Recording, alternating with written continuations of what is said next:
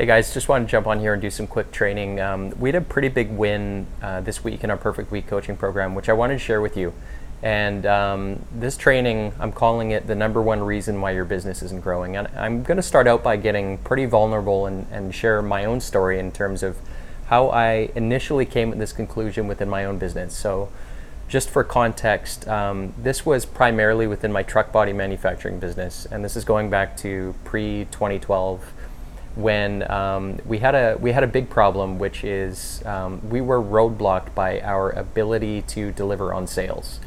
And the best illustration I can give is this one right here. If you look at any business, it's one of these three areas typically which causes a business to not grow. And if you think about a business, right, at the very front of your pipeline, you've got your leads turn into sales. And then once you sell, you deliver. So this was the core problem for my truck body manufacturing business, where there were a couple different challenges. Number one was we didn't have a lead generating system, meaning that we were limited to, at the time there was one core sales guy plus myself, and generating predictable leads and nurturing them to eventually turn into sales. This was one area that was lacking, and most of our sales was reliant on just a handful of customers. So number one, very vulnerable. And so we didn't have a lead generating and nurturing system to just have a steady flow of oxygen, of blood coming into the operation. So that's risk number one. So the good news is we had a lot of sales from this handful of customers, but there was a risk here, an inherent risk, and that's because we did not have a lead generation and nurturing system in the business. Number two was that we had more sales than we can keep up with, so this was the delivery. And even if we had a huge amount of leads coming in, nurturing them, if we weren't able to keep up with delivery, building these truck bodies, then our business would never grow. Now here's the key problem. So number one is acknowledging and understanding within your business what area of your business are you blocked? Is there risk? Do you have steady leads coming into your business? Do you have a system for nurturing those leads? And then number two, are you able to convert them? And then number three, on the delivery side. So typically in most businesses there is an imbalance in one of, if not all of these areas. And the win that we had in our group this week was with one of our clients who owns a growing painting company, and they do concrete coating. The challenge here was that number one, the lead gen system, steady flow of leads coming in, but the conversion system was broken. And what I mean by that is the leads were coming in, but they were jumping ship because he didn't have the time to get back to them, and as a result, they were on to the next.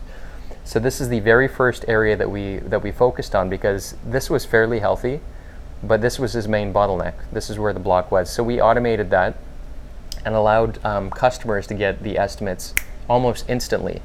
So this allowed him to convert more sales, and as a result, he's putting more energy into this area so that they can handle the delivery side of the business. So thinking in this terms is really, really helpful. Now, most of the people that I work with are struggling in this area, where they've got more sales than they can keep up with. And you've probably seen my roadblock, my bottlenecking analogy, where everything's having to go through one person, the entrepreneur, and that's really the limiter on the delivery, because they're trying to just do too much at once. And this analogy I find is really helpful in terms of a business which only exists to solve a problem, right? People give you money because you're solving a problem. This is the challenge when you have empty seats in your bus and you're having to occupy most of them, and this leads to you bottlenecking.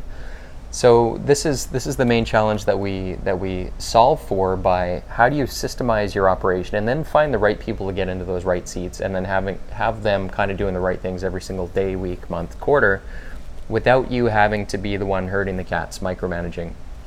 But I just want to share this illustration with you. I posted on it earlier this week, but I think it's a really, really important one, just to open your eyes in terms of within your business today, where are the potential roadblocks so that you can focus and remove these roadblocks so you can develop a steady flow. In lean manufacturing terminology, this is your value stream. And you want this stream to just flow smoothly and not stop and build up here or here or here. Does that make sense?